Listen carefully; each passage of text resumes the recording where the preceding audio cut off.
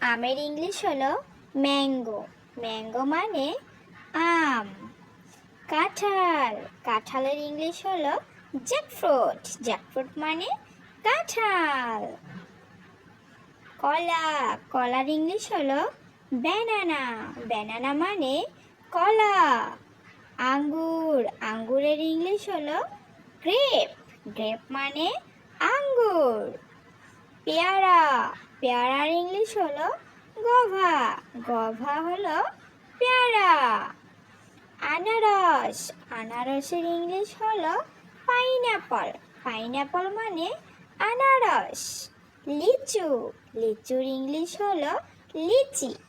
লিচি কিন্তু ছোট্ট সোনামণিদের ভারী পছন্দের খাবার, তাই না? আপেল, আপেলের ইংলিশ হলো অ্যাপল। কমলা, কমলার ইংলিশ হলো অরেঞ্জ। অরেঞ্জ মানে কমলা। ভিডিওটা দেখার জন্য তোমাদের ধন্যবাদ।